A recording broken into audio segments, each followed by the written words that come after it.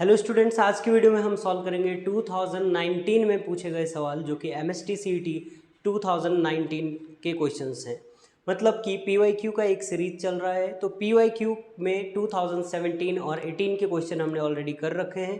तो आज आपको बेसिकली 2019 का क्वेश्चन मैं आपको करवाने वाला हूँ।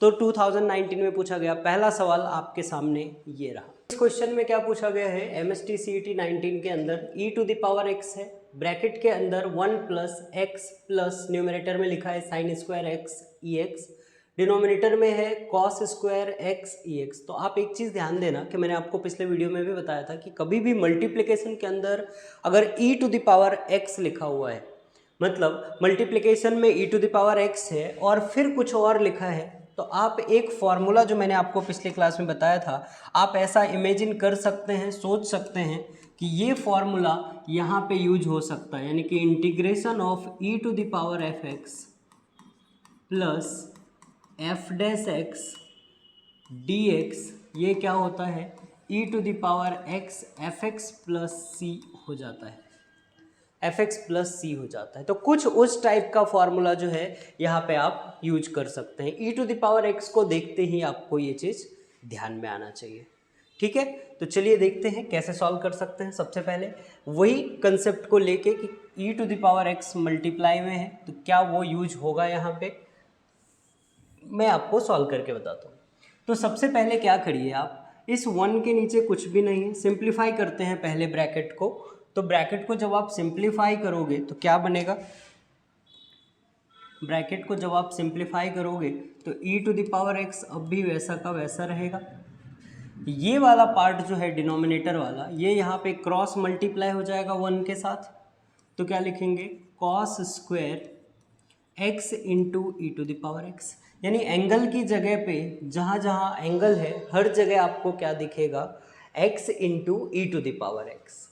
प्लस है तो प्लस आ गया, न्यूमेरेटर में जो है वो पूरा का पूरा एज इट इज आ जाएगा, यानी x plus sine square x into e⁻x upon में ये क्रॉस मल्टीप्लाई हम कैसे कर रहे हैं, ये वाला पार्ट यहाँ पे मल्टीप्लाई हुआ, 1 मल्टीप्लाई हो गया इससे, तो 1 इंटू समथिंग वही आ जाएगा, और फिर डिनोमिनेटर में इन दोनों का cross multiplication 1 into cos square x, तो क्या आ जाएगा cos square x into e⁻x, ये आ जाएगा। क्लियर है इतनी बात। अब आप देखो ध्यान से, कॉस स्क्वायर एंगल समथिंग लिखा है, plus x plus sine square into sine square x की जगह पे x इंटू e⁻x लिखा है। मतलब अगर आप ध्यान से देखो तो cos square x plus sign square x 1 होता है।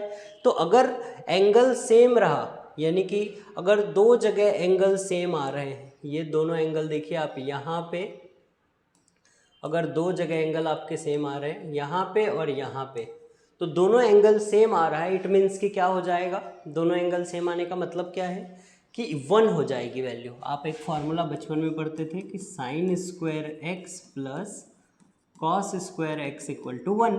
तो ये वाला एंगल और ये वाला एंगल अगर इक्वल होता है तो वैल्यू 1 आ जाएगी। तो उसी प्रकार से उसी चीज़ को यूज करते हुए आप ये कर सकते हैं कि ये वाला पार्ट एंगल सेम है, तो हम डायरेक्ट क्या कराएंगे, किसको, कॉस स्क्वायर एक्स को और साइन स्क्वायर एक्स को दोनों मिला करके हम क्या करेंगे 1 कर देंगे। सो इंटीग्रेशन e⁻x, ये दोनों मिलके 1 हो गया। मतलब न्यूमेरेटर के अंदर आपको क्या दिखेगा, न्यूमेरेटर में क्या हो जाएगा 1, x पहले से है तो 1 प्लस एक्स, डिनोमिनेटर में क्या है cos square x into e⁻x, ये आ जाएगा।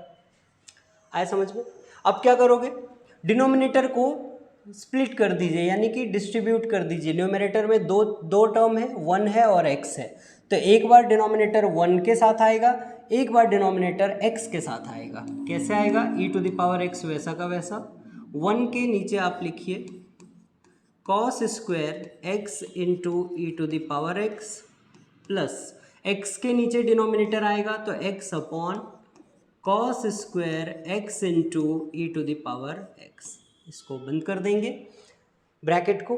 अब आप देखिए 1/cos²x, 1/cos x क्या होता है बच्चों, sec x। तो 1/cos²x क्या हो जाएगा, sec²x। बस रिप्लेस करिए, आपको बेसिक फॉर्मूले याद होने चाहिए। ये कितना हो जाएगा, sec², एंगल की जगह पे जो भी है वो एज इट इज लिखिए, x × e⁻x प्लस x/cos² है, तो ये वाला क्या हो जाएगा, ये कितना बन जाएगा, x इंटू ये भी बन जाएगा क्या, sec² x × e⁻x, ऐसा बन जाएगा।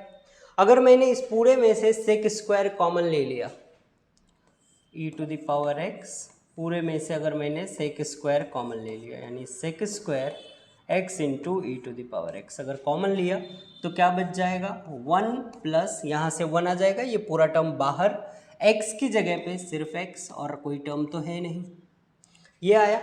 तो अब अगर आप ध्यान से देखो तो क्या हो जाएगा, इसका इंटीग्रेशन क्या हो जाएगा, इसका इंटीग्रेशन क्या आएगा।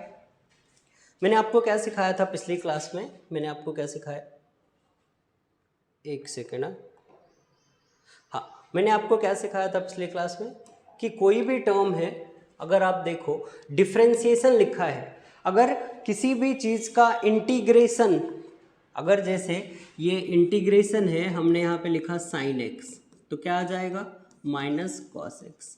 लेकिन अगर मैंने इस -cos x का डिफरेंशिएशन कर दिया तो मुझे क्या मिल जाएगा, sin x मिल जाएगा, बराबर। इंटीग्रेशन एंड डिफरेंशिएशन एक दूसरे के रिवर्स प्रोसेस होते हैं, तो sin x मिल जाएगा। तो इसी चीज़ का यूज़ आप यहाँ भी कर सकते हो, कैसे, ये देखो sec² x × e⁻x का अगर आपने डिफरेंशिएशन किया, यानी कि d/dx अगर आप कर रहे हो किसका, sec² x × e⁻x का, तो क्या आएगा, sec² का सबसे पहले पावर आगे आएगा, या sec² का इंटीग्रेशन डिफरेंशिएशन क्या होता है, sec² का 10x, ठीक है। या एक काम और कर सकते हैं, आप शॉर्टकट कर सकते हो, इंटीग्रेशन अगर देखेंगे 10x × e⁻x का डिफरेंशिएशन किया, d/dx किया, तो क्या आएगा, 10 का डिफरेंशिएशन क्या होता है, sec² x की जगह पे जो है वो आ जाएगा x × e⁻x, और फिर से x × e⁻x का डिफरेंशिएशन निकालेंगे, मतलब चेन रूल करना पड़ेगा आपको, क्या आ जाएगा, sec² x × e⁻x, u into v का फॉर्मूला लगाइए, x को रखा e⁻x का डिफरेंशिएशन e⁻x प्लस e⁻x का रखा x का डिफरेंशिएशन 1, तो यहाँ से आपको क्या मिल रहा है, sec² x × e⁻x into e⁻x common ले लीजिए, x प्लस 1। तो आप अगर ध्यान से देखोगे तो 10x × e⁻x का डिफरेंशिएशन ये है, और इसी का इंटीग्रेशन यहाँ देखिए, इसी का इंटीग्रेशन आपको करना है, यानी कि ये जो टर्म हमको मिला है इसी का इंटीग्रेशन करके हमें वैल्यू निकालना है। तो डिफरेंशिएशन और इंटीग्रेशन एक रिवर्स प्रोसेस है। तो डिफरेंशिएशन 10x × e⁻x का क्या मिल रहा है हमें, यही टर्म तो मिल रहा है। तो क्या इस टर्म का इंटीग्रेशन मैं लिख सकता हूँ, इस टर्म का इंटीग्रेशन में क्या लिख सकता हूँ, डायरेक्ट आंसर क्या आ जाएगा, 10x × e⁻x प्लस में c, ये आ जाएगा। तो देखिए कौन सा आंसर है, option number A, 10e⁻x × x plus में c, ये आ जाएगा 10e⁻x × x प्लस में c, यही क्वेश्चन है। तो बेसिकली आपको करना क्या था, यहाँ पे इस चीज़ का हमने क्या किया, ये कहाँ से आ रहा है, तो हमने देखा कि 10x × e⁻x का डिफरेंशिएशन ये वाला टर्म होता है, और इसी का हमें इंटीग्रेशन करना था। तो डायरेक्ट मैंने इस पूरे वैल्यू को हटा के ये वाला पार्ट लिख दिया। क्लियर है। और वैसे भी आप एक चीज़ और देख सकते हो, यहाँ पे मैं आपको दिखाता हूँ राइट साइड में, यहाँ देखिए इंटीग्रेशन अगर कभी भी लिखा है sec² fx डॉट f'(x), तो इसका आंसर होता है बच्चों 10 fx प्लस में सी। तो इस फॉर्मूले को आप डायरेक्ट भी याद रख सकते हैं कि tan fx plus c answer आता है किसका, sec square f x into f dash x का जब भी इंटीग्रेशन आपको निकालना होगा। तो क्लियर है, चेन रूल जैसा यूज करके हमने इस क्वेश्चन को सॉल्व किया। तो चलिए देखते हैं अगला सवाल जो कि 2019 में पूछा गया है। दूसरा क्वेश्चन आपके सामने ये रहा। तो बच्चों दूसरा क्वेश्चन जो आपके सामने ये रहा वो क्या है, MST/CT 19 का क्वेश्चन है। दिया है आपको if dy by d x equal to 5 to the power 10x into sec square x then y equal to पूछा है। मतलब आपको डेरिवेटिव दिया है, आपको डेरिवेटिव गिवन है और आपसे पूछा है कि आप y की वैल्यू बताइए। तो आपको सिंपल पता है किसी भी चीज़ का अगर हमने इंटीग्रेशन कर दिया, जैसे कि अगर मान लीजिए कि आपको दिया होता dy by d x equal to sine x और पूछता y बताइए, y बताइए, तो कैसे बता सकते थे y, इसका इंटीग्रेशन कर देंगे। यानी कि dy बाई डी एक्स का जब आप इंटीग्रेशन करोगे यानी इंटीग्रेशन ऑफ साइन एक्स तो क्या आ जाएगा माइनस कॉस एक्स। ठीक है, अगर माइनस साइन एक्स का हमें डिफरेंशिएशन गिवन रहता और पूछता कि y बताइए तो हम उस वैल्यू का इंटीग्रेशन कर देते तो मुझे मिल जाता y equal to minus cos x. यानी कि माइनस कॉस एक्स, साइन का इंटीग्रेशन क्या होता है माइनस कॉस एक्स, तो यही चीज़ ऊपर में गिवन है और उसका हमने y निकाला। मतलब कहने का क्या है कि अगर आपको डिफरेंशिएशन गिवन है यानी dy by d x given है तो dy by d x given होने का मतलब क्या है कि आपको डिफरेंशिएशन दिया है और y पूछा है मतलब आपको इंटीग्रेट करना है। तो चलिए इंटीग्रेट करते हैं, देखते हैं कैसे कर सकते हैं। इंटीग्रेशन ऑफ बेसिकली क्या करना है 5 to the power 10x into sec square x dx, इसका इंटीग्रेशन करना है। तो अगर आप मान के चलिए कि अगर मैंने सब्स्टिट्यूशन मेथड लगाया इसमें, 10 का डिफरेंशिएशन क्या होता है, 10 का डिफरेंशिएशन होता है सेक स्क्वायर एक्स। तो दिख रहा है कि यहाँ पे अगर मैंने सब्स्टिट्यूशन लगाया तो मुझे फ़ायदा हो जाएगा। तो let 10x equal to T.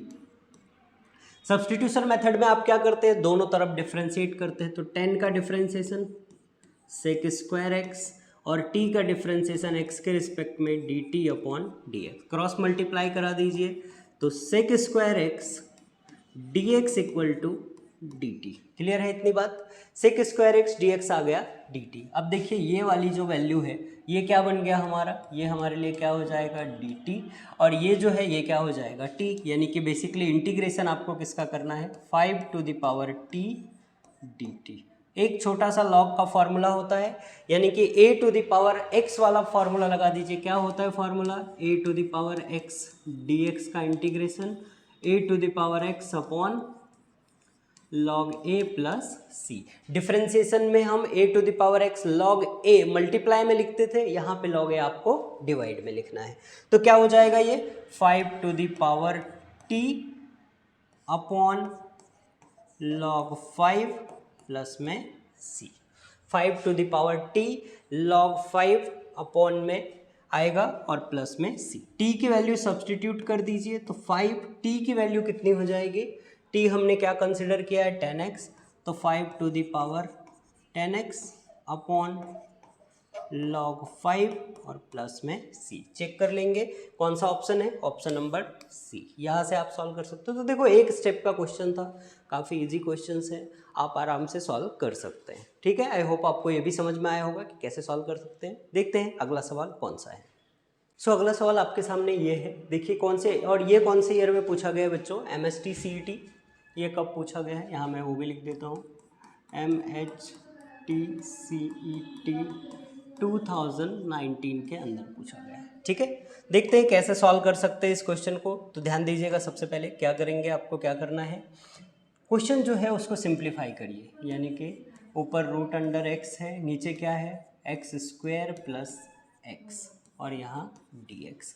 तो एक काम हम कर सकते हैं, नीचे एक्स स्क्वायर है, यहाँ है, अगर मैंने x कॉमन लिया तो क्या हो जाएगा, ऊपर रूट अंडर x, नीचे आप x कॉमन लीजिए, क्या बचेगा x प्लस 1। क्लियर है, यहाँ देखिए एक्स स्क्वायर में से एक x बाहर गया तो एक x बचा, बीच में प्लस, इसकी जगह पे 1। तो हमें पता है बच्चों कि root under x multiply root under x क्या होता है, रूट अंडर एक्स स्क्वायर ये दोनों कैंसिल यानी कि x। तो मैं एक x को 2 बार रूट अंडर x के फॉर्म में लिखूंगा, तो आप डायरेक्ट जानते भी होंगे, कैंसिल भी कर सकते हैं।